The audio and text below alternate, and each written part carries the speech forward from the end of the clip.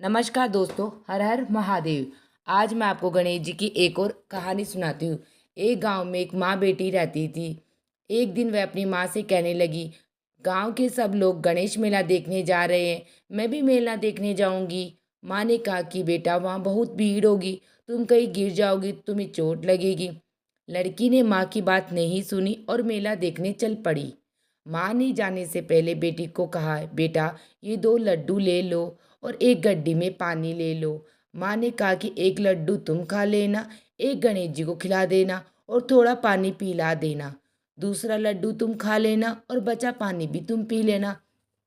लड़की मेले में चली गई। मेला खत्म होने पर सभी बच्चे गांव वाले वापस आ गए, लेकिन लड़की वापस नहीं आई। उसकी माँ परेशान होने लगी कि वो कैसे नहीं आई। लड़की मेले में गणेश जी के पास बैठ गई और कहने लगी, एक लड्डू और पानी गणेश जी तुम्हारे लिए, एक लड्डू और बाकी बचा पानी मेरे लिए।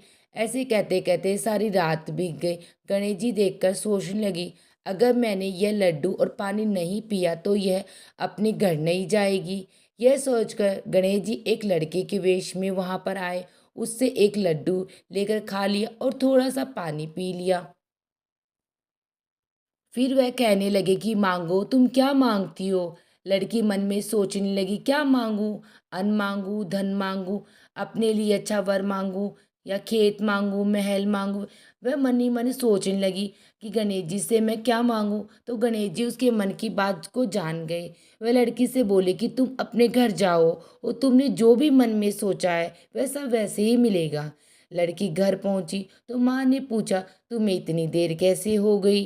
बेटी ने कहा, आपने जैसे कहा था मैंने वैसे ही कहा और देखते ही देखते रात हो गई। और फिर गणेश जी आए और लड्डू पानी खा लिया और मुझे ऐसे बोला, तुमने जो भी मन में सोचा है कल सब कुछ वैसा हो जाए। देखते ही देखते जो भी लड़की ने सोचा था सब कुछ वैसा ही हो गया। हे भगवान जी, गणेश जी भगवान, जैसे आपने लड़की की मन की इच्छा पूरी की वैसे ही हमारी करना। कहानी अधूरी है तो उसको पूरी करना।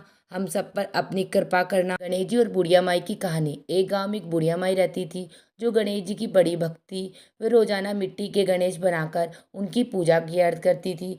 लेकिन वह एक रोज मिट्टी के गणेश जी की प्रतिमा बनाए और वह रोज ही गल जाती थी। एक दिन उसके घर के पास एक सेठ जी का मकान बन रहा था, तो वह मकान बनाने वाले कारीगरों के पास जाकर बोली, मेरे लिए पत्थर के गणेश जी की प्रतिमा बना दो।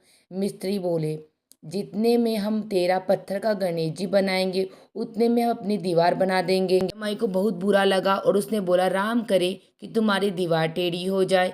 इतने कहते ही उनकी दीवार टेढ़ी हो गई। अब मिस्त्री जब भी दीवार चीने तो दीवार टेढ़ी हो जाए, चीने तो दीवार टेढ़ी हो जाए। ऐसा करते करते शाम हो गई। शाम को जब सेठ आया तब उसने कहा, आज तो कुछ भी नहीं किया।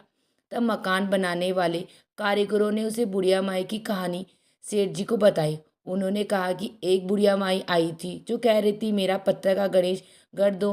हमने उसका काम नहीं किया तो उसने कहा कि भगवान करे तुम्हारी दीवार टेढ़ी हो जाए। जब से हम दीवार बना रहे हैं दीवार टेढ़ी हो जाती, दीवार सीधी बन ही नहीं रही है। तब मकान बनाने वाले कारीगरों ने उस बुढ़िया की कई कहानी सेठ जी को बताई। उन्होंने कहा कि एक बुढ़िया आई थी, वह कह रही थी मेरा पत्थर का गणेश गढ़ दो। हमने उसका काम नहीं किया तो उसने कहा भगवान करे तुम्हारी दीवार टेढ़ी हो जा। हम तब से ये दीवार सीधी नहीं कर बना रहे, लेकिन बनी नहीं। सेठ ने बुढ़िया को बुलाया और उससे कहा कि हम तेरा सोने का गणेश गढ़ देंगे, बस हमारी दीवार सीधी कर दो। सेठ ने बुढ़िया के लिए सोने की गणेश की प्रतिमा गढ़ी। ऐसा करते ही सेठ की दीवार सीधी हो गई। विनायक जी, जैसे सेठ की दीवार सीधी की वैसे हम सबकी सीधी करना। जैसे सेठ पे कृपा करी, बुढ़िया माई पे कृपा करी, हम सब पर कृपा करना। कहता सुनता हुकारा बढ़ते अपने परिवार पे करना। कहानी अधूरी है तो उसको पूरी करना। भगवान श्री गणेश की सुआ का आशीर्वाद देने वाली एक अन्य कहानी। एक समय की बात है, एक भाई बहन रहते। बहन का नियम था कि वह अपने भाई का चेहरा देख के ही खाना खाती। हर रोज वह सुबह उठती, जल्दी जल्दी अपने घर का सारा काम करती और अपने भाई का मुंह देखने के लिए अपने पियर चली आती, भाई के घर चली आती। एक दिन रास्ते में एक पीपल के पेड़ के नीचे वह गणेश जी भगवान की प्रतिमा होती है मंदिर, उस भगवान के सामने हाथ जोड़कर कहती, हे भगवान मेरे जैसा अमर सुहाग देना, मेरे जैसा अमर पियर सबको देना। यह कहकर वह आगे बढ़ जाती। जंगल की झाड़ियों के कांटे उसके पैरों में चुभते, लेकिन वह कांटे की परवाह न करते हुए अपने नियम का पालन करने के लिए अपने पियर अपने घर जाती। एक दिन की बाधा भाई के घर पहुंची और भाई का मुंह देखकर बैठ गई। तो उसकी भाभी ने पूछा, दीदी पैरों में क्या हुआ? यह सुनकर उसने भाभी को जवाब दी कि रास्ते में जंगल की खूब सारी झाड़ियाँ, पत्थर, कांटे सब मेरे पैरों में चुभ गए।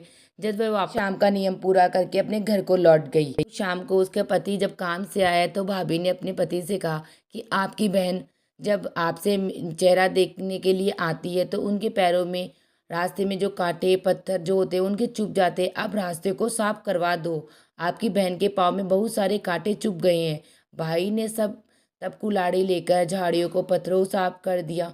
वहाँ पे जो गणेश जी का मंदिर था वो भी उसकी कुल्हाड़ी से हटके गिर गया, जिसका स्थान भी से हट गया। यह देखकर भगवान गुस्सा हो गए, उसके भाई को प्राण हर लिए। अंतिम संस्कार के लिए तैयार करने लगे। जब भाई को ले जा रहे तब उसकी भाभी ने रोते हुए लोगों से कहा, कहीं थोड़ी देर रुक जाओ, उसकी बहन आने वाली है, अपने भाई का मुंह देखे बिना नहीं रह सकती, उसका यह नियम है। तब लोगों ने कहा, आज तो देख लेगी पर कल कैसे देखी? रोज दिन की तरह बहन अपने भाई का मुंह देखने के लिए जंगल में निकली। तब जंगल में उसे ने देखा कि सारा तब वह आगे बढ़ी तो उसने देखा कि सिद्धि विनायक को भी वहां से हटा दिया गया। तब उसने जाने से पहले गणेश जी को एक अच्छे से स्थान पर रखकर उन्हें स्थान दिया और हाथ जोड़कर बोली, भगवान मेरे जैसा अमर सुहाग, मेरे जैसा अमर प्रिय सबको देना। फिर बोलकर आगे निकल गई। भगवान तब भगवान सोचने लगे, इसकी नहीं सुनी तो हमें कौन मानेगा, हमें कौन पूजा करेगा? तब सिद्धि विनायक ने उसे आवाज दी, बेटी इस खिचड़ी की 7 पत्तियां लेकर जा, उसे कच्चे दूध में घोलकर भाई के ऊपर छिड़क मार देना, वह उठकर बैठ जाएगा। यह सुनकर जब पीछे मुड़ी तो वहाँ कोई नहीं था। फिर यह सोचने लगी कि ठीक है, जैसा सुना वैसा कर देती हूँ। फिर वह 7 खिचड़ी की पत्तियां लेकर अपने भाई के घर पहुंची। उसने देखा कि वहाँ कई लोग बैठे हुए हैं। भाभी बैठी बैठी रो रही है, भाई की लाश रखी है। तब उसने उस पतियों को बताए हुए नियम के तहत भाई के ऊपर इस्तेमाल किया। तब भाई उठकर बैठ गया। भाई बोला, बहन से बोला, मुझे बहुत ही गहरी नींद आ गई थी। तब बहन बोली, यह नींद किसी दुश्मन को भी ना आए। उसने सारी बात अपने भाई को बता दी और जो गणेश जी भगवान ने उनके साथ चमत्कार किया था, भगवान वैसे चमत्कार सबके साथ करना कहता सुनता था। हुकारा बरता अपने परिवार के साथ। कहानी अधूरी है तो उसको पूरी करना। आप सबको मेरी कहानियाँ कैसी लगी कमेंट बॉक्स में कमेंट करके ज़रूर बताना। मेरे चैनल को लाइक एंड सब्सक्राइब जरूर करना। हर हर महादेव।